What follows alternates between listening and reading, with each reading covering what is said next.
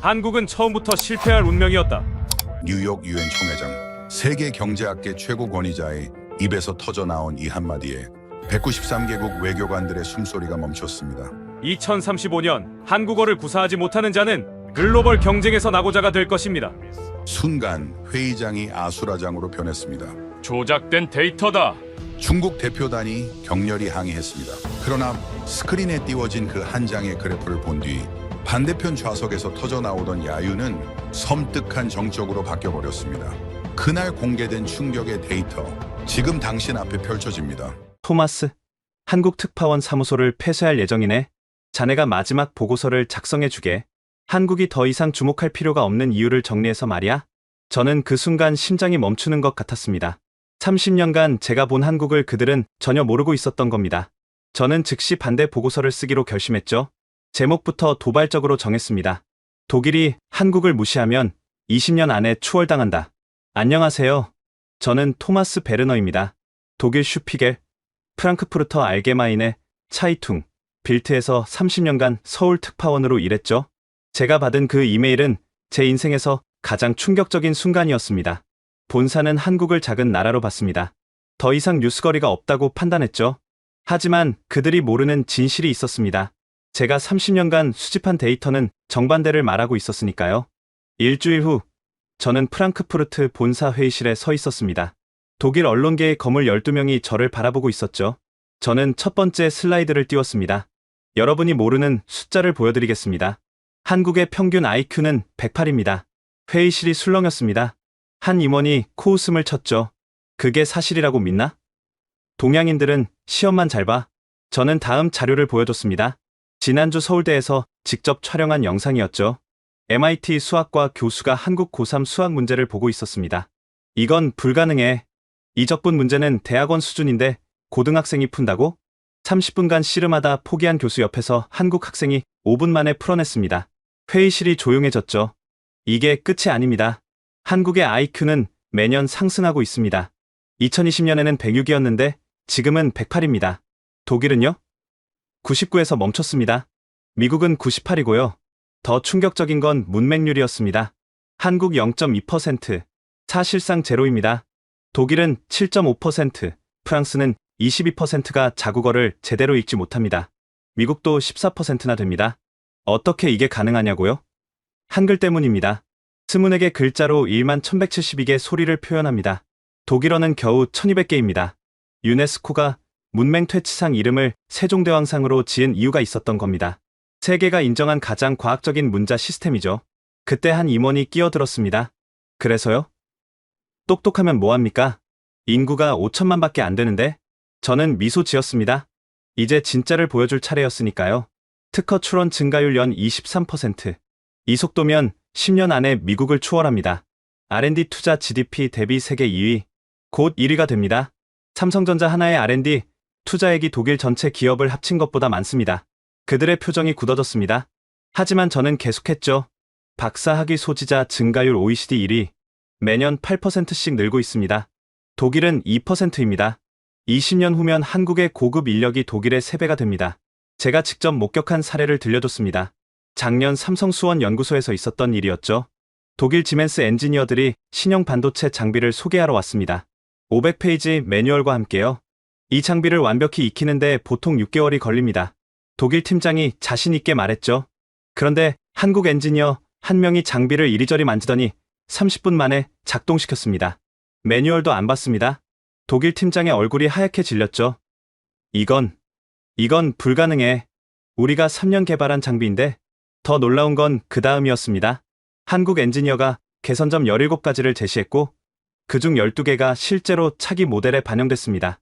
공짜 컨설팅을 받은 셈이죠. 저는 한국인들의 학습 속도에 대한 또 다른 사례를 들었습니다. 챗GPT가 출시됐을 때 독일은 규제부터 논의했습니다. 일본은 신중하게 검토했고요. 하지만 한국은 달랐습니다. 일주일 만에 전 국민이 사용법을 터득했고 한 달 만에 챗GPT 활용 스타트업 100개가 생겼습니다. 3개월 후엔 초등학생들이 코딩을 배우고 있었죠. 이게 바로 한국입니다.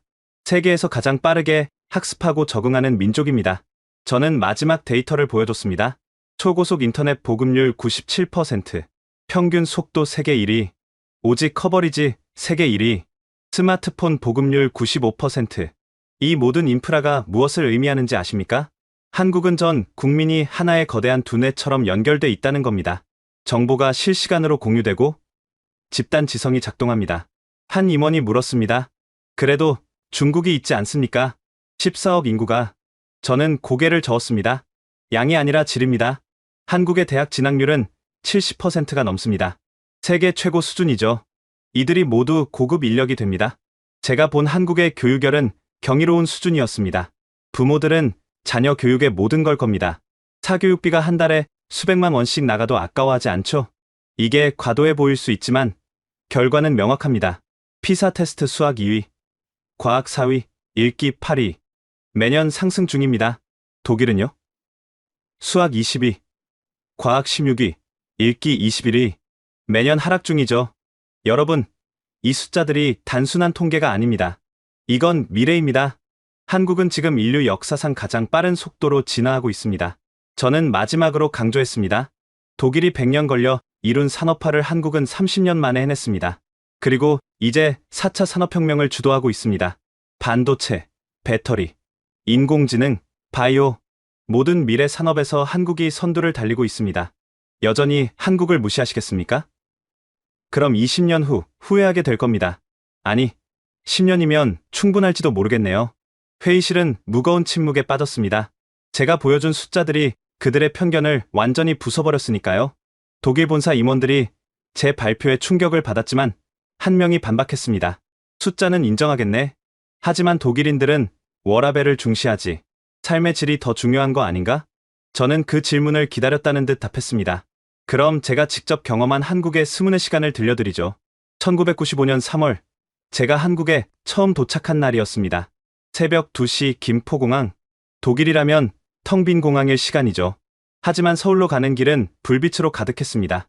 편의점, 식당, 카페가 영업 중이었죠. 택시 기사님께 물었습니다.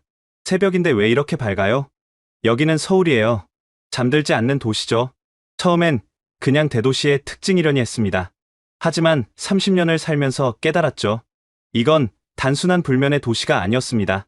한국인들은 시간을 다르게 사용하고 있었던 겁니다. 통계를 보면 충격적입니다.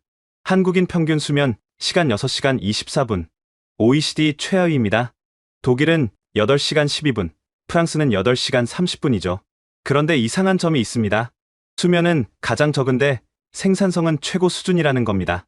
저는 한 달간 한국인의 스문의 시간을 추적했습니다. 그리고 놀라운 사실을 발견했죠. 새벽 4시, 강남 스터디 카페. 이미 절반이 찼습니다. 20대부터 70대까지 다양했죠. 한 어르신께 여쭤봤습니다. 이 시간에 왜 공부하세요? 은퇴했지만 멈추면 죽어요. 파이썬 배우는 중입니다. 손자가 코딩하는데 대화가 안 통하면 어떡해요? 73세에 프로그래밍을 배우는 나라. 독일에선 상상도 못할 일입니다. 새벽 5시, 한강 둔치. 수천 명이 뛰고 있었습니다. 영하 10도 날씨에도 말이죠. 한 러너에게 물었습니다. 왜 이 시간에 뛰세요? 출근 후엔 시간이 없어요. 건강관리도 경쟁력이니까. 오전 6시, 여의도 증권가. 발 디딜 틈이 없었습니다. 뉴욕장이 막 마감되고 도쿄가 열립니다. 한국은 그 사이에서 스문의 시간 돌아가고 있었죠. 한 애널리스트가 말했습니다. 우리가 자면 돈이 도망가요. 세계 시장은 스문의 시간이니까. 점심시간이 더 놀라웠습니다. 독일은 2시간 점심에 맥주를 곁들입니다. 한국은 15분 만에 김밥 먹고 영어 학원으로 뛰어갑니다. 한 직장인이 말했죠. 점심시간도 아까워요. 이 시간에 토익 점수 10점 올릴 수 있는데. 저녁 8시, 독일은 도시가 잠들기 시작합니다. 가게들이 문을 닫죠. 하지만 서울은 이제 시작입니다. 학원가는 막 피크 타임이고 헬스장은 만원이며 카페는 노트북 부대로 가득 찹니다. 밤 11시, 구로 디지털 단지. 여전히 화납니다. 한 스타트업을 방문했죠. 개발자들이 열정적으로 코딩 중이었습니다. 이렇게 늦게까지 일해야 하나요? 대표가 웃으며 답했습니다. 늦은 게 아니에요. 실리콘밸리가 막 일어났거든요. 화상 미팅이 곧 시작돼요. 새벽 1시, 배달 앱을 켰습니다. 놀랍게도 모든 게 주문 가능했습니다. 치킨, 피자, 중국집, 심지어 아이스크림까지. 독일은 저녁 8시면 배달이 끝납니다. 일요일은 아예 쉬고요. 시켜봤습니다. 새벽 1시 40분, 치킨이 도착했습니다. 따뜻했고 배달원은 웃고 있었죠. 이 시간까지 일하기 힘들지 않으세요? 아니요. 이 시간이 제일 바빠요. 꾸 보면서 치킨 시켜 먹는 분들이 많거든요.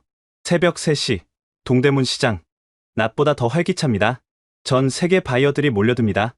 한 상인이 말했습니다. 낮엔 한국 손님, 밤엔 세계 손님이에요. 24시간 장사하면 매출이 2배죠. 제가 발견한 한국만의 독특한 시간 활용법이 있습니다. 쪼개기입니다. 지하철에서 단어 외우고, 걸으면서 강의 듣고, 화장실에서 뉴스 봅니다. 1분도 버리지 않죠. 한국의 평균 독서량을 아십니까? 연간 12권입니다. 언제 읽냐고요? 지하철입니다. 출퇴근 2시간이 독서 시간이 되는 거죠. 독일인들은 그 시간에 잠을 잡니다. 더 놀라운 건 한국의 인터넷 뱅킹 이용률입니다. 87%. 새벽에도 송금이 가능합니다. 독일은 45%고 주말엔 은행 업무가 멈춥니다. 24시간 편의점 밀도 세계 1위. 10만 명당 50개. 일본보다 많습니다. 24시간 카페, 24시간 병원, 24시간 약국. 모든 게 24시간입니다. 제가 임원들에게 강조한 건 이겁니다. 한국인들이 잠을 안 자는 게 아닙니다. 시간을 극한으로 효율적으로 쓰는 겁니다. 독일인이 8시간 자는 동안 한국인은 6시간 자고 2시간을 더 일하거나 공부합니다. 1년이면 730시간, 10년이면 7300시간 차이입니다. 이게 누적되면 어떻게 될까요? 한국이 50년 만에 원조받는, 나라에서 원조하는 나라가 된 비밀이 바로 이겁니다. 시간을 2배로 사는 민족, 그것이 한국인입니다. 본사 임원 중 한 명이 냉소적으로 말했습니다. 그래, 열심히 사는 건 인정하지. 하지만 진짜 위기가 오면 어떻게 되나? 개인주의가 강한 요즘 시대에 국가를 위해 희생할 사람이 있을까? 저는 깊게 숨을 들이쉬었습니다. 이제 제가 직접 목격한 가장 놀라운 순간을 들려줄 차례였습니다. 1997년 11월 21일, 이날을 잊을 수 없습니다. 한국이 IMF 구제금융을 신청한 날이죠. 당시 저는 청와대 브리핑룸에 있었습니다. 김영삼 대통령의 발표를 듣는 한국 기자들의 표정을 잊을 수 없습니다. 충격, 분노, 그리고 슬픔이 뒤섞여 있었죠. 독일 본사는 즉각 타전을 요구했습니다. 한국 경제 붕괴, 최소 20년은 걸릴 회복. 저도 그렇게 기사를 썼습니다. 하지만 제가 틀렸습니다. 완전히 틀렸죠. 사흘 후, 저는 믿을 수 없는 광경을 목격했습니다. 명동 한복판에 줄이 서기 시작했습니다. 무슨 줄이냐고요? 금 모으기 운동이었습니다. 처음엔 수십 명이었습니다. 하지만 1시간 만에 수백 명이 되었고, 오후가 되자 줄은 850m까지 늘어났습니다. 영하 5도 날씨였는데도 사람들은 묵묵히 기다렸죠. 저는 취재를 시작했습니다. 첫 번째로 만난 사람은 김효선 할머니, 89세였습니다. 할머니, 왜 금을 내놓으시는 거예요? 할머니가 떨리는 손으로 금반지를 빼며 말했습니다. 이게 남편 유품이에요. 6.25대 전사하셨죠. 평생 간직했는데 나라가 망하면 이것도 소용없잖아요. 눈물이 났습니다. 취재하는 저도, 옆에 있던 사람들도 다 울었죠. 다음은 신혼부부였습니다. 박진수 씨와 최은영 씨, 결혼한 지 석 달째였죠. 두 사람이 결혼반지를 빼고 있었습니다. 신혼인데 결혼반지를 왜? 남편이 답했습니다. 반지가 뭐가 중요해요? 나라가 없으면 우리 미래도 없는데 다시 잘 살게 되면 그때 새로 사면 되죠. 아내가 덧붙였습니다. 시어머니는 돌반지까지 내놓으셨어요. 저희가 안 낼 수 없죠. 세 번째는 7살 꼬마였습니다. 김민재라는 아이였죠. 돼지 저금통을 들고 엄마 손을 잡고 있었습니다. 민재야, 그거 내가 모은 거니? 네. 2년 동안 모았어요. 개인기 사려고 했는데 TV에서 나라가 어렵다고 해서요. 아이가 망치로 저금통을 깼습니다. 동전이 쏟아졌죠. 32,000원. 아이에겐 전 재산이었습니다. 그날 저녁, 더 놀라운 일이 벌어졌습니다. 전국에서 동시다발적으로 금 모으기가 시작된 겁니다. 정부가 조직한 게 아닙니다. 국민이 자발적으로 시작한 거죠. 부산에서 트럭 운전사 이강철 씨를 만났습니다. 그는 아내의 첫 월급으로 산 금목걸이를 들고 있었습니다. 20년 전 선물인데 내놓기 아깝지 않으세요? 아깝죠. 하지만 IMF가 뭔지 아세요? 국가부도예요. 회사도 망하고 직장도 없어져요. 지금 금 좀 내놓으면 내 직장이 살아요. 대구의 한 공장, 직원 200명이 단체로 참여했습니다. 사장부터 청소부까지 전원이었죠. 공장장 김상호 씨가 말했습니다. 우리가 뭉치면 못 이길 게 없어요. 6.25도 이겼는데 IMF쯤이야. 가장 충격적인 건 대전의 한 요양원이었습니다. 98세의 박순자 할머니가 수위에 넣어둔 금부치를 모두 꺼내왔습니다. 할머니, 이건 수위에. 죽어서 가져가면 뭐해? 살아있을 때 나라 도와야지. 나라 없으면 제사도 못 지내잖아. 할머니는 금가락지, 금비녀, 심지어 금리까지 빼려고 했습니다. 의사가 말렸지만 할머니는 고집을 꺾지 않았죠.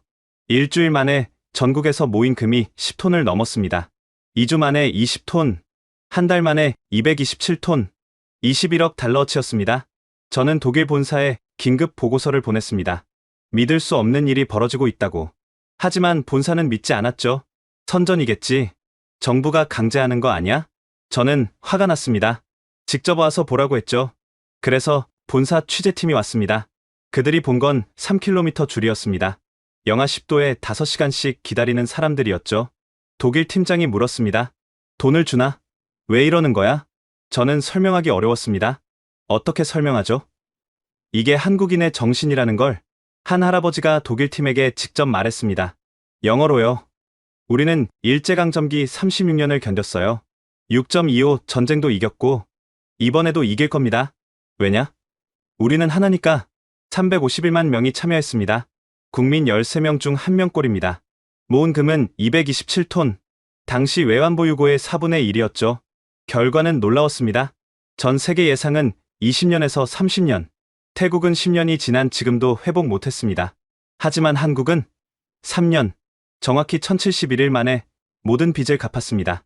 2001년 8월 23일, 한국은 IMF 차입금 195억 달러를 모두 상환했습니다. 언론은 기적이라고 했죠. 하지만 저는 알고 있었습니다.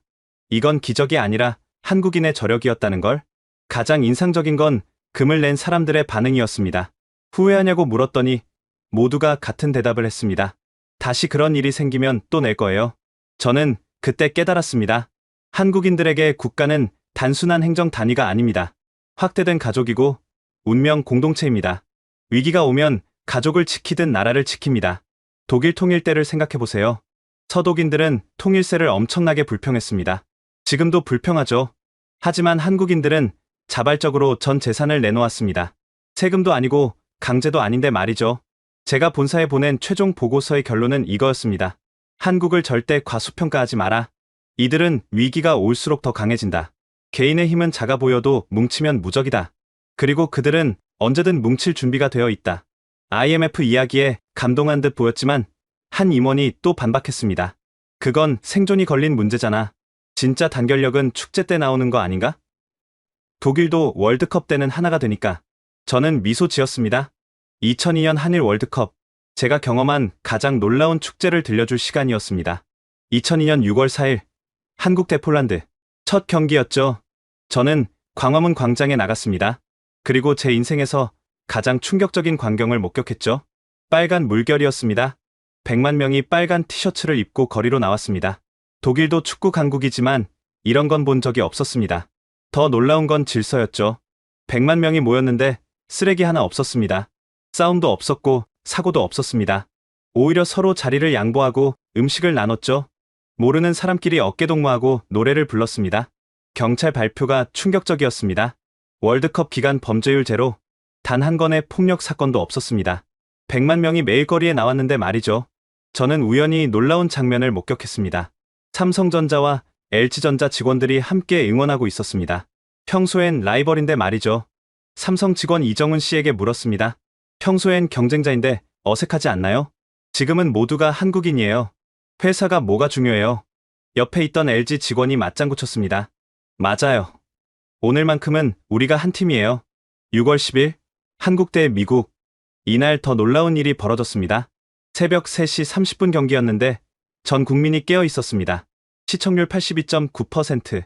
거의 모든 국민이 봤다는 뜻이죠. 회사들이 출근 시간을 늦췄습니다. 학교는 등교를 미뤘고요. 전국이 축구에 맞춰 움직였습니다. 독일에서는 상상도 못할 일이죠. 6월 14일, 한국 대 포르투갈. 이날 저는 시청 앞에 있었습니다. 200만 명이 모였습니다. 서울 인구의 5분의 1이었죠. 박지성이 골을 넣는 순간 200만 명이 동시에 뛰었습니다. 진도 3.2의 지진이 감지됐습니다. 인공 지진이었죠. 기쁨이 지진을 만든 겁니다. 가장 인상적인 건 경기가 끝난 후였습니다. 200만 명이 자발적으로 청소를 시작했습니다. 쓰레기 봉투를 나눠주는 사람도 없었는데 각자 준비해 왔더군요. 다음날 아침 6시, 광장은 전날보다 더 깨끗했습니다. CNN 기자가 저에게 물었습니다. 어떻게 이게 가능하죠? 정부가 조직한 건가요? 아니요. 한국인들은 원래 이래요. 6월 18일, 16강 한국 대 이탈리아. 이날은 더 대단했습니다. 전국 모든 도시에 스크린이 설치됐습니다. 300개가 넘는 거리 응원장이 만들어졌죠. 안정환의 골든골이 터지는 순간 전국이 폭발했습니다. 부산에서 제주까지 동시에 환호성이 터졌죠. 위성사진에 한반도가 빨갛게 보였다고 합니다. 그런데 경기 후 이탈리아 선수들에게 박수를 보냈습니다. 패자를 위로하는 성숙함이었죠. 토티가 눈물 흘리자 한국 팬들이 이탈리아 국가를 불러줬습니다. 6월 22일 8강 한국 대 스페인. 저는 광주에 있었습니다. 50만 명이 거리에 나왔죠. 도시 인구의 3분의 1이었습니다. 승부차기에서 이길 때 50만 명이 울었습니다. 기쁨의 눈물이었죠. 옆 사람과 모르는 사람과 껴안고 울었습니다. 저도 울었습니다. 한국인이 아닌데도 말이죠. 그때 놀라운 걸 발견했습니다. 광주 시내 모든 가게가 물건을 공짜로 나눠주고 있었습니다. 음료수, 김밥, 과자를 그냥 줬죠. 한 가게 주인에게 물었습니다. 장사는 어떡하고요? 오늘 같은 날이 언제 또 오겠어요? 돈이 뭐가 중요해요? 6월 25일 4강 한국 대 독일. 이날은 제 조국과의 경기였습니다. 저는 복잡한 심정으로 프레스센터에 있었죠. 한국이 지고 있었지만 끝까지 포기하지 않았습니다. 붉은 악마 응원단이 90분 내내 노래했죠.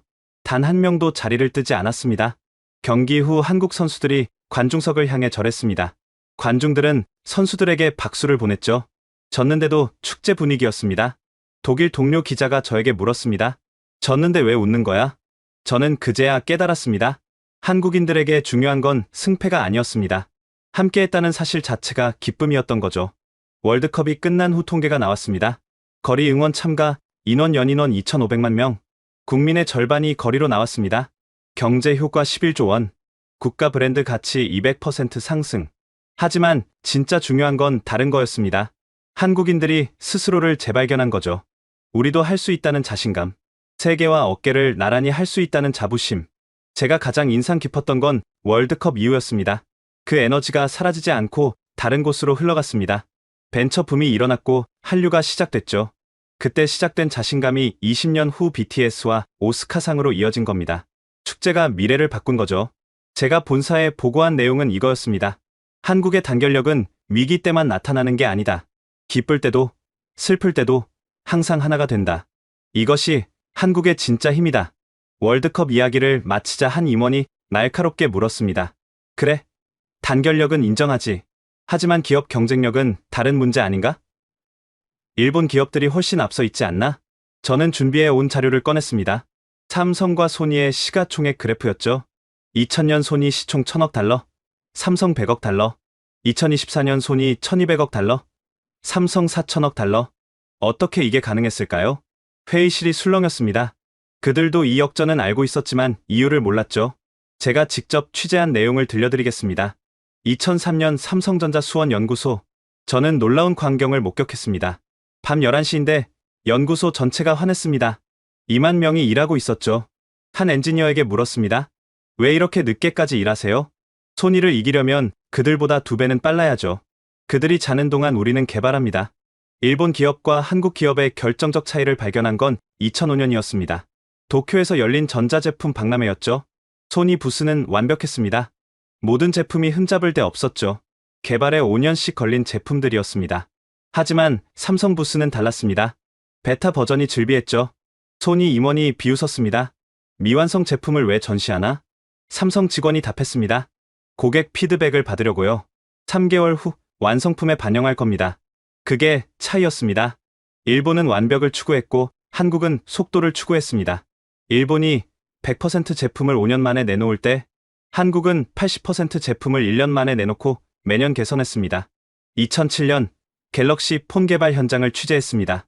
충격적인 사실을 알게 됐죠. 7번 실패했다는 겁니다. 7개 프로토타입이 모두 실패작이었죠. 개발팀장에게 물었습니다. 포기하지 않나요? 왜 포기해요? 실패할 때마다 배우잖아요. 8번째는 성공할 겁니다. 그리고 정말 8번째가 성공했습니다. 갤럭시 S, 아이폰과 경쟁할 유일한 제품이 탄생한 거죠. 반면 소니는 어땠을까요? 엑스페리아 개발에 3년을 썼습니다. 완벽했지만 늦었죠. 시장은 이미 삼성과 애플이 장악한 후였습니다. 더 결정적인 차이는 의사결정 속도였습니다. 2010년 삼성 이재용 부회장실에서 있었던 일입니다. 스마트폰 공장을 베트남에 짓겠다. 임원들이 반대했습니다. 리스크가 너무 큽니다. 그럼 더 빨리 지어라. 경쟁자가 따라오기 전에 6개월 만에 공장이 완공됐습니다. 일본 기업이라면 2년은 검토했을 겁니다. 한국 기업의 또 다른 무기는 수직 계열화였습니다. 삼성은 반도체, 디스플레이, 배터리를 모두 직접 만듭니다. 소니는 부품을 사서 조립하죠. 2011년 일본 대지진 때 차이가 극명하게 드러났습니다. 소니는 부품 공급이 막혀 생산이 중단됐습니다. 삼성은 자체 생산이라 문제 없었죠. 가장 인상적인 건 한국 기업의 학습 능력이었습니다. 2000년대 초 한국 기업들은 일본에서 엔지니어를 스카우트했습니다. 연봉 3배를 줬죠. 일본 언론은 비난했습니다. 기술 도둑이라고.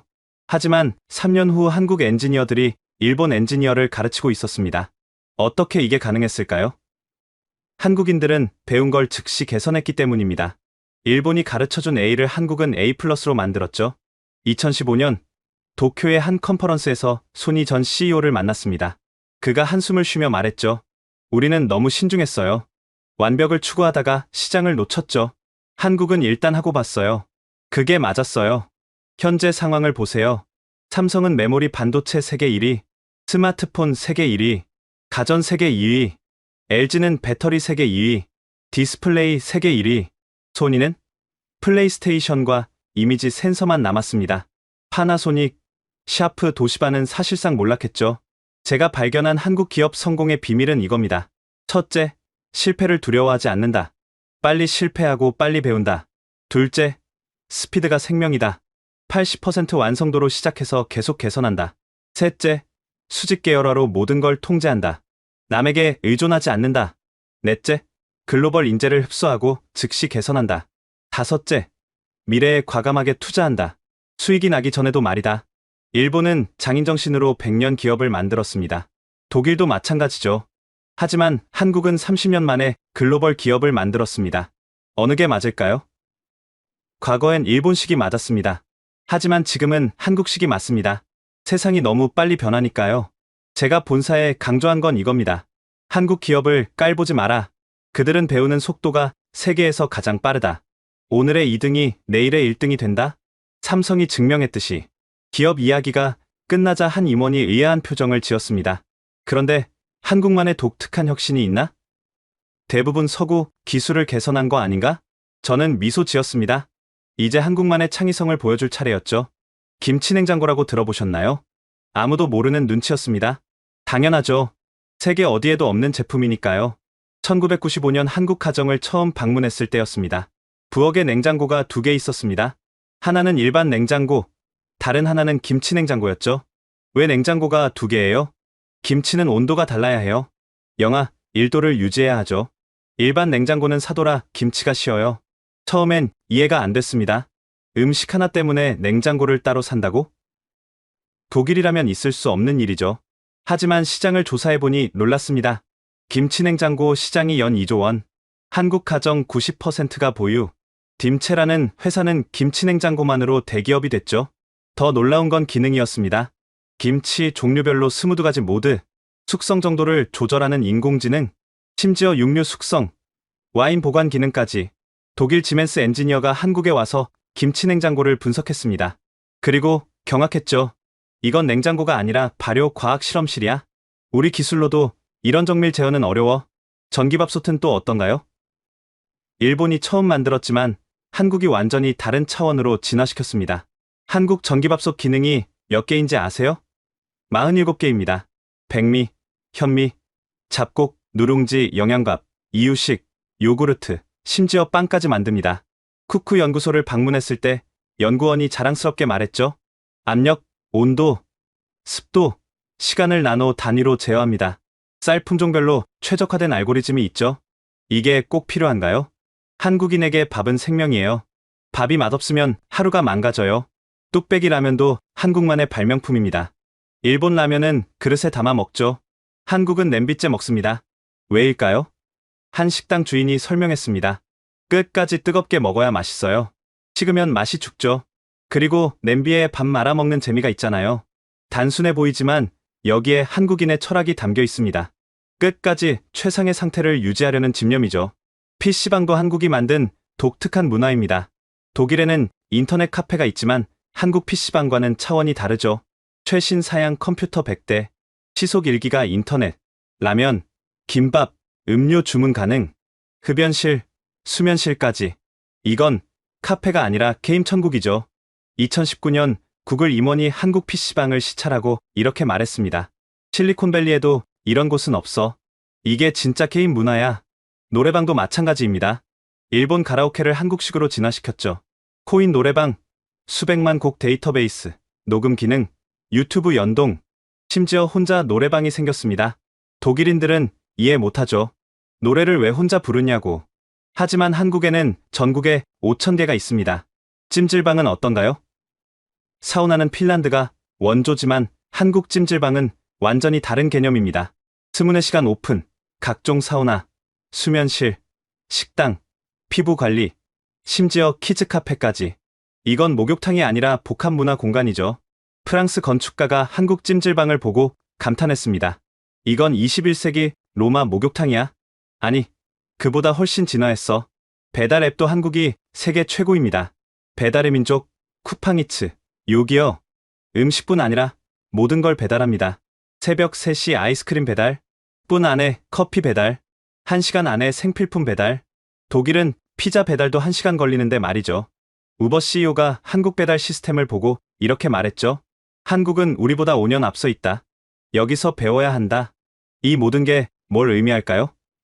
한국은 단순히 따라하는 게 아닙니다. 자기들 방식으로 완전히 재창조합니다. 김치냉장고는 발효 과학의 극치입니다. 전기밥솥은 극한 최적화의 결과죠. PC방은 게임 문화의 혁명이고 찜질방은 휴식 문화의 진화입니다. 한국인들은 뭐든 극한까지 밀어붙입니다. 80%에 만족하지 않고 200%를 추구하죠. 과하다고요? 네, 맞습니다. 하지만 그 과함이 혁신을 만듭니다. 제가 본사에 보고한 핵심은 이거였습니다. 한국의 혁신을 무시하지 마라. 그들은 평범한 것도 특별하게 만든다. 일상을 혁명으로 바꾼다. 그게 한국식 창의성이다. 김치냉장고 이야기를 듣던 한 임원이 고개를 끄덕이다 물었습니다. 그래, 독특한 건 인정하지. 하지만 BTS나 오스카는 어떻게 설명할 건가? 그건 정말 기적 아닌가? 저는 준비해온 두꺼운 파일을 꺼냈습니다. 20년간의 한국 문화 정책 보고서였죠. 기적이 아닙니다. 철저히 계산된 전략의 결과입니다. 1997년 IMF 직후였습니다. 한국 정부는 이상한 결정을 했죠. 돈이 없는데 문화에 투자하겠다고 한 겁니다. 당시 김대중 대통령이 한 말이 있습니다. 주라기 공원 한 편이 자동차 150만 대 수출과 같다. 모두가 비웃었습니다. 망해가는 나라가 무슨 문화냐고. 하지만 한국은 시작했습니다. 문화산업진흥기본법을 만들고 콘텐츠진흥원을 설립했죠. 2001년 한국콘텐츠진흥원을 처음 방문했을 때 놀랐습니다. 국가가 엔터테인먼트 회사를 지원한다고? 독일에선 상상도 못할 일이었죠. 담당자가 설명했습니다. 우리는 21세기 산업을 준비하고 있습니다. 제조업 다음은 문화산업입니다. 처음엔 실패의 연속이었습니다. 보아가 일본 진출했지만 한국 가수라고 무시당했죠. 원더걸스가 미국 진출했지만 실패했습니다. 하지만 한국은 포기하지 않았습니다. 실패할 때마다 배웠고 전략을 수정했죠. SM 이수만 대표를 2005년에 만났습니다. 그가 보여준 계획서를 잊을 수 없습니다. 문화기술, CT라고 적혀 있었죠. 문화를 기술로 접근합니다. 음악도 과학이에요. 비트, 멜로디, 가사, 안무, 비주얼을 데이터로 분석합니다. 그게 가능한가요? 한국은 IT 강국이잖아요. 빅데이터로 전 세계 음악 트렌드를 분석합니다. YG 양현석 대표는 또 다른 전략을 갖고 있었습니다. 2009년 인터뷰에서 그가 한 말이죠. 우리는 유튜브 세대를 겨냥합니다. 방송국이 아니라 인터넷이 무대예요. 당시엔 미친 소리였습니다. 유튜브로 어떻게 돈을 버냐고요? 하지만 10년 후 BTS가 증명했죠. 싸이의 강남 스타일을 기억하시죠? 2012년 전 세계를 강타했습니다. 처음엔 우연이라고 했죠. 하지만 아니었습니다. YG 전략팀장이 나중에 밝힌 내용입니다. 글로벌 바이럴을 목표로 했어요. 말춤은 5초 안에 따라 할 수 있게 디자인했죠. 뮤직비디오 모든 장면이 짤로 쓰일 수 있게 계산했어요.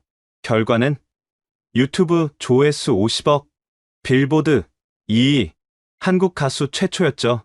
하지만 진짜는 BTS였습니다. 빅히트 방시혁 대표를 2018년 만났을 때 그가 보여준 전략이 충격적이었습니다. 우리는 음악을 팔지 않습니다. 스토리를 팝니다. 팬들과 함께 성장하는 이야기를 만들죠. BTS는 데뷔 때부터 모든 걸 공개했습니다. 연습실, 숙소, 실패, 고민까지. 팬들은 그들과 함께 자랐죠. 더 놀라운 건 팬덤 전략이었습니다. 아미라는 이름도 전략적이었죠. 어더러블 리프레젠터티브 MC4 유스. 군대를 연상시키는 이름. 2020년 UN 총회. BTS가 연설했습니다. 대중문화 아티스트가 UN에서 연설한 건 역사상 처음이었죠. 독일 언론은 이해하지 못했습니다. 왜 UN이 아이돌을 부르나? 하지만 결과를 보세요. 그 연설 영상 조회수 1억. UN 역사상 최고였습니다. 젊은 세대가 처음으로 UN에 관심을 가졌죠. 2022년 BTS 부산 콘서트. 무료였습니다. 왜? 부산 엑스포 유치를 위해서였죠. 10만 명이 모였고 전 세계 5천만 명이 온라인으로 봤습니다. 부산시 추산 경제효과 1조 원. 콘서트 하나로 도시 마케팅을 한 겁니다. 영화는 또 어떤가요? 2019년 기생충 오스카 사관왕. 우연일까요? 아닙니다. 봉준호 감독이 20년간 준비한 결과입니다. 한국영화진흥위원회가 15년간 지원했죠. 살인의 추억, 괴물, 설국열차로 차근차근 세계 시장을 공략했습니다. 기생충 제작 과정도 치밀했습니다. 자막 번역에만 6개월, 27개 언어로 완벽하게 번역했죠. 마케팅 예산 200억, 한국 영화 사상 최대였습니다. 오스카 시상식 다음날 미국 아카데미 관계자가 제게 말했습니다. 한국 영화의 승리가 아니라 한국 시스템의 승리다. 이런 체계적 접근은 본 적이 없다. 넷플릭스 오징어 게임은 더 대단했습니다. 제작비 200억, 수익 1조 2천억, 투자 대비 수익 60배. 넷플릭스 역사상 최고였죠. 넷플릭스 테드 서렌도스 CEO가 한국에 와서 한 말입니다. 한국은 스토리텔링 강국이다. 할리우드보다 창의적이고 일본보다 글로벌하다. K-팝 연습생 시스템도 독특합니다. 10년간 트레이닝, 노래, 춤, 언어, 인성 교육까지. 투자액이 연습생 1인당 10억 원. 독일 음악 전문가가 한국 연습생 시스템을 보고 이렇게 평가했습니다. 이건 예술학교가 아니라 엘리트 사관학교다. 세계 최고 수준의 퍼포머를 만드는 시스템이다. 정부 지원도 체계적입니다. K-팝 아카데미를 전 세계 70개국에 설립. 한국어와 한국 문화를 함께 교육, 미래 팬덤을 양성하는 거죠. 2023년 한국 콘텐츠 수출액 134억 달러. 2000년 5억 달러에서 27배 성장. 이 성장률은 세계 최고입니다. 제가 본사에 보고한 결론은 이겁니다. 한류는 우연이 아니다. 20년간의 투자, 100번의 실패, 1000개의 실험이 만든 결과다. 한국은 문화를 산업으로, 예술을 기술로 만들었다. 이것이 진짜 혁신이다. 한류 이야기가 끝나자 가장 나이 많은 임원이 심각한 표정으로 물었습니다. 문화는 그렇다 치고 진짜 중요한 건 기술 아닌가? 반도체 같은 핵심 기술 말이야. 저는 기다렸다는 듯 답했습니다. 바로 그것이 한국의 진짜 무기입니다. 2019년 일본이 한국의 반도체 소재 수출을 규제했습니다. 불화수소, 포토레지스트, 플로린 폴리이미드, 핵심 소재 3개였죠. 일본은 자신만만했습니다. 한국 반도체 산업은 끝났다. 우리 소재 없인 못 만든다. 독일 언론도 비슷했습니다. 삼성전자, 공장이 멈출 것이다. 한국 경제 위기가 온다. 하지만 1년 후 결과는 충격적이었습니다. 한국이 3대 소재를 모두 국산화한 겁니다. 오히려 일본 기업들이 매출 급감으로 울상이었죠. 어떻게 가능했을까요? 제가 직접 취재한 내용입니다. 수출 규제 발표 3시간 후 청와대 긴급회의, 다음날 새벽 삼성, SK, LG 총수 비밀 회동. 일주일 후 정부 1조 원 지원 발표. 한 달 후 놀라운 일이 벌어졌습니다. 대학 교수 100명이 자발적으로 연구팀을 구성했습니다. 은퇴한 엔지니어들이 현장으로 복귀했죠. 솔브레인이라는 중소기업 연구소장이 제게 한 말입니다. 20년간 준비했던 기술이 있었어요. 수익성이 없어서 묵혀뒀죠. 이제 때가 왔다고 생각했습니다. 6개월 만에 불화수소 99.999% 순도 달성. 일본 제품과 동일했습니다. 포토레지스트도 8개월 만에 성공. 폴리이미드는 1년 걸렸죠. 더 놀라운 건 그 다음이었습니다. 한국산이 일본산보다 품질이 좋아진 겁니다. 가격도 30% 쌌고요. 일본 스미토모 화학 임원이 한숨을 쉬며 말했죠. 우리가 100년 쌓은 기술을 1년 만에 따라잡다니. 하지만 이건 시작에 불과했습니다. 한국의 진짜 무기는 메모리 반도체였으니까요. 삼성전자 디램 점유율 43%, SK하이닉스 28%, 합치면 71%, 전 세계 메모리의 4분의 3을 한국이 만듭니다. 인텔 전 CEO 팻 게싱어가 제게 한 말입니다. 한국 없인 아이폰도 없고 테슬라도 없다. 그들이 진짜 기술 패권국이다. 2022년 미국이 칩스법을 만든 이유가 뭘까요? 한국과 대만에 너무 의존하니까 무서웠던 겁니다. 바이든 대통령이 삼성전자 평택 공장을 방문했을 때를 기억합니다. 그가 한 첫마디가 인상적이었죠. 이곳이 세계 경제의 심장입니다. 미국 대통령이 한국 공장을 심장이라고 표현한 겁니다. 70년 전 원조받던 나라가 말이죠. 더 놀라운 건 기술 격차입니다. 삼성이 3나노 공정을 세계 최초로 양산했습니다. 인텔은 7나노도 어려워하는데 말이죠. TSMC만 경쟁자인데 삼성이 수율에서 앞섰습니다. 게이트 올어라운드라는 신기술도 삼성이 최초로 상용화했죠. 한국의 또 다른 무기는 배터리입니다. LG에너지솔루션, 삼성 SDI, SK온, 세계 시장 점유율 합계 35%. 테슬라 배터리는 누가 만들까요? LG입니다. 폭스바겐은? 삼성입니다. GM은? LG입니다. 폭스바겐 배터리 담당 임원이 한국 방문 때 제게 말했습니다. 한국 배터리 없으면 전기차 못 만든다. 중국은 싸지만 불안정하다. 일본은 뒤처졌다. 한국만이 답이다. 2023년 IRA 보고서가 충격적이었습니다. 2030년 배터리 시장 800조 원. 그중 40%를 한국이 차지할 거라고 전망했죠. 디스플레이는 더 압도적입니다. 올레드 시장 점유율 한국 87%. 삼성 디스플레이와 LG 디스플레이가 사실상 독점입니다. 아이폰 화면 누가 만들까요? 삼성입니다. 애플이 삼성을 고소하면서도 삼성 디스플레이는 쓰는 이유가 뭘까요? 대체제가 없으니까요. 중국이 20년간 쫓아왔지만 아직 70% 수준입니다. 일본은 이미 포기했고요. 가장 인상적인 건 한국의 연구개발 투자입니다. 삼성전자 한 회사가 1년에 25조 원, 독일 전체 기업 R&D 투자액과 비슷합니다.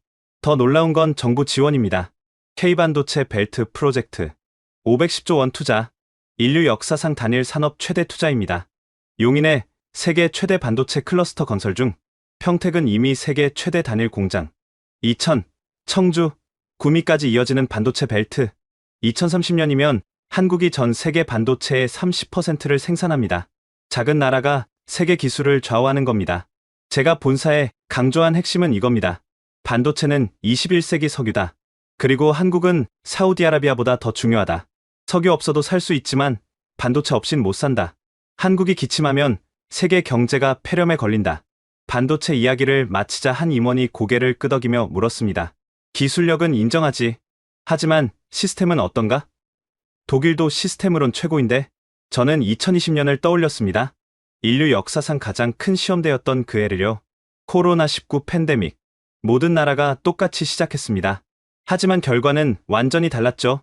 2020년 2월 대구 신천지 집단 감염. 하루 확진자 900명.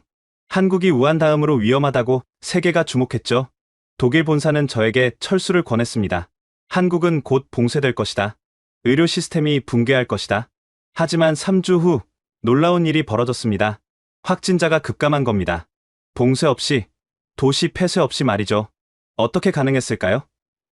제가 직접 목격한 한국의 대응을 들려드리겠습니다.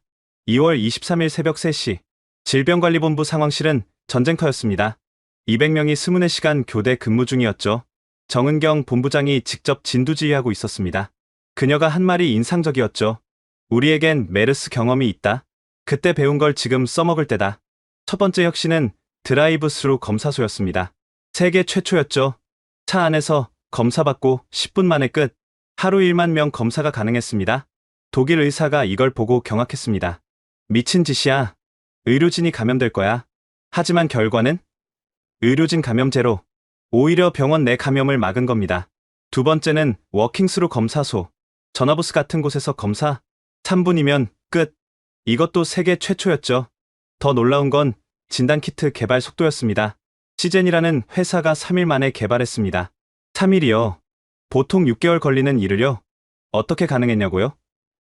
CEO 천종윤 대표가 설명했습니다. 사스, 메르스 때 이미 플랫폼을 만들어뒀어요. 코로나 유전자 정보만 입력하면 끝이죠. 한 달 만에 세계 60개국 수출. 한국 진단키트가 세계 표준이 된 겁니다. 세 번째는 역학조사 시스템. 확진자 동선을 10분 만에 파악. 신용카드, 휴대폰, CCTV를 통합 분석. 빅데이터의 극치였죠. 프라이버시 침해 논란이 있었습니다. 하지만 한국인들은 받아들였죠. 생존이 우선이니까요. 네 번째는 생활치료센터. 경증 환자는 호텔이나 연수원에 격리. 병원은 중증 환자만. 의료 시스템 붕괴를 막은 겁니다. 다섯 번째는 마스크 대란 해결. 3일 만에 공정 마스크 제도 도입. 요일제 판매. 중복 구매 차단. 약국 2만 개가 하나처럼 움직였죠. 더 놀라운 건 시민들의 협조였습니다. 자발적 거리두기, 100% 마스크 착용. 정부가 강제하지 않았는데도 말이죠. 택시 기사들이 자발적으로 칸막이 설치. 식당들이 자발적으로 거리두기 실천. 종교시설도 자발적으로 온라인 예배.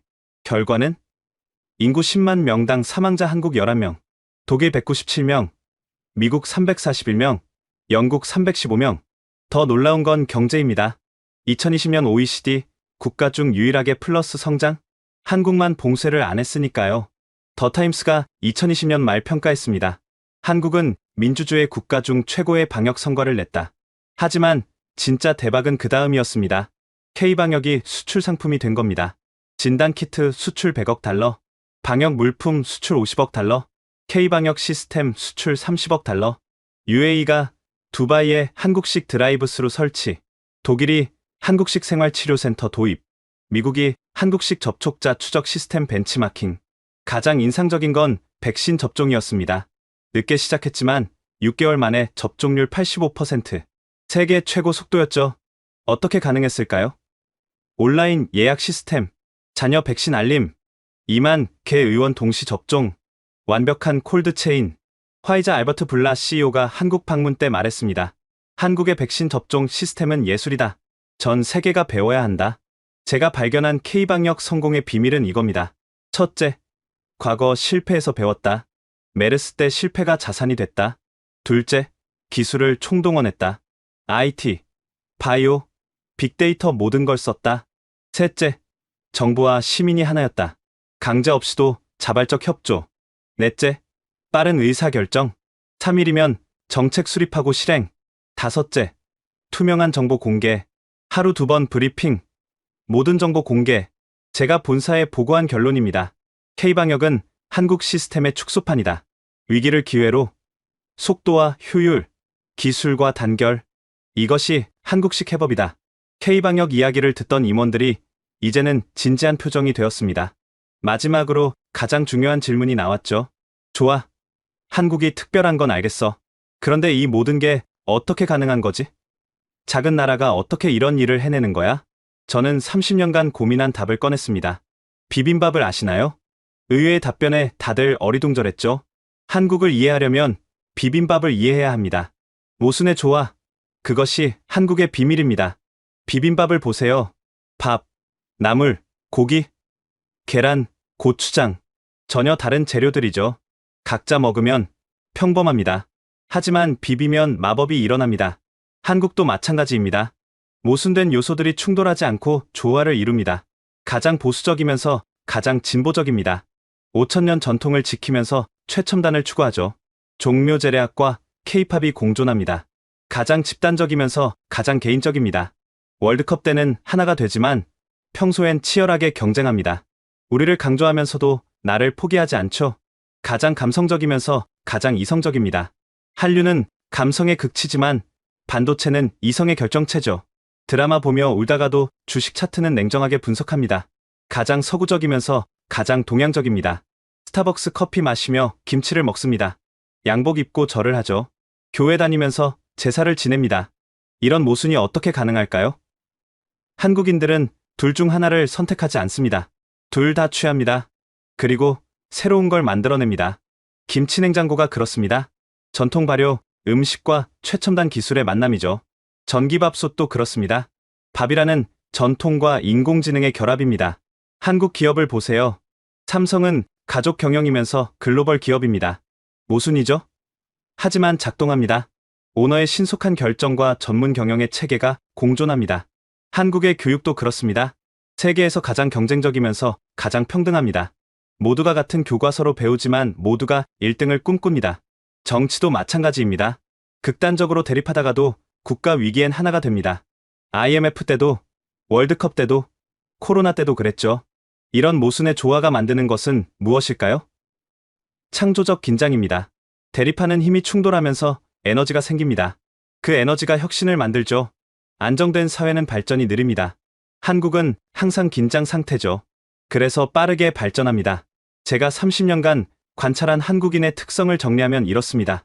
첫째, 극단의 스펙트럼. 한국인들은 중간이 없습니다. 최고 아니면 최악, 올인 아니면 올스탑. 이 극단성이 드라마를 만듭니다. 둘째, 압축과 속도. 100년 걸릴 일을 10년에 합니다. 10년 걸릴 일을 1년에 하죠. 압축 성장이 습관이 됐습니다. 셋째, 경쟁과 협력. 치열하게 경쟁하다가도 필요하면 뭉칩니다.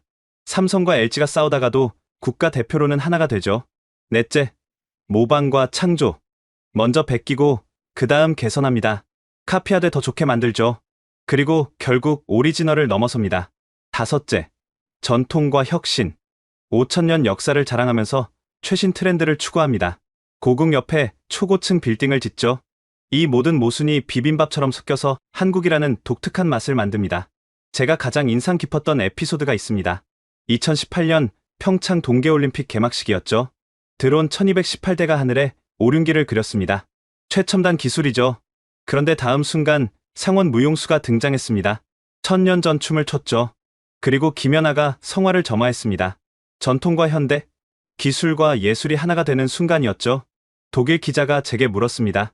이게 어떻게 어울리지? 저는 답했습니다. 이게 한국이에요. 모순이 조화가 되는 나라. 한국의 미래는 어떨까요? 저는 확신합니다. 더 강해질 거라고. 왜냐고요? 세상이 점점 복잡해지고 있으니까요. 단순한 답은 통하지 않습니다. 모순을 품고 조화시킬 수 있는 능력이 필요하죠. 인공지능 시대에도 한국이 앞설 겁니다. 왜? 한국인들은 이미 멀티태스킹의 달인이니까요. 여러 일을 동시에 하는 게 일상입니다. 메타버스도 한국이 주도할 겁니다. 왜? 한국인들은 이미 온오프라인을 넘나들며 살고 있으니까요. 우주 산업도 한국이 강자가 될 겁니다. 왜? 작은 공간에서 최대 효율을 내는 데 익숙하니까요. 제가 30년 전 한국에 왔을 때와 지금을 비교하면 천지개벽입니다. 그런데 한국인들은 여전히 부족하다고 합니다. 더 잘하고 싶다고 하죠. 이 불만족이 한국을 계속 앞으로 나아가게 합니다. 만족하면 멈추지만 불만족하면 계속합니다. 제가 본사 임원들에게 마지막으로 한 말입니다. 한국을 이해하려면 논리로 접근하지 마라. 한국은 논리를 초월한다. 모순을 두려워하지 말라. 한국은 모순으로 발전한다. 한국을 무시하면 미래를 잃는다. 한국은 미래를 만들고 있다. 회의실은 조용했습니다. 30년간 한국을 무시했던 그들이 처음으로 한국을 인정하는 순간이었죠. 지금까지 토마스 베르너가 독일 본사에 제출한 충격적인 보고서 내용이었습니다. 회의가 끝난 후 본사는 결정을 번복했습니다. 서울특파원 사무소를 폐쇄하기는커녕 오히려 2배로 확대하기로 했죠. 그리고 토마스에게 10년 더 한국에 머물러 달라고 요청했습니다. 토마스가 보고서 마지막에 쓴 문장이 인상적입니다. 30년 전 나는 한국을 취재하러 왔다. 하지만 이제 나는 한국에게 배우고 있다. 한국은 더 이상 뉴스의 대상이 아니다. 한국이 뉴스를 만든다. 여러분, 우리는 때로 우리 자신을 과소평가합니다. 작은 나라, 분단국가, 자원 없는 나라라고 자주 하죠. 하지만 외국인의 눈에 비친 한국은 전혀 다릅니다. 기적을 일상으로 만드는 나라, 불가능을 가능으로 바꾸는 민족, 위기를 기회로 전환하는 사람들, 그것이 바로 우리입니다. 토마스는 이렇게 결론지었습니다. 한국의 진짜 힘은 반도체도 K-팝도 아니다. 한국인 그 자체다. 그들이 있는 한 한국은 계속 놀라운 일을 해낼 것이다. 우리의 단점조차 강점이 될 수 있습니다. 성급함은 속도가 되고 경쟁심은 발전의 동력이 되며 불만족은 혁신의 씨앗이 됩니다. 앞으로 한국은 어떤 기적을 만들어낼까요? 그건 바로 지금 이 영상을 보고 있는 여러분에게 달려 있습니다. 이 놀라운 한국의 저력을 더 많은 사람들에게 알리고 싶다면 구독과 좋아요, 그리고 공유 부탁드립니다. 특히 해외에 있는 친구들에게 이 영상을 공유해주세요. 세계가 한국을 제대로 알아야 합니다. 다음에는 더 놀라운 한국의 이야기로 찾아뵙겠습니다. 지금까지 코리아 원더풀이었습니다. 감사합니다. 감사합니다. 감사합니다. 감사합니다. 감사합니다.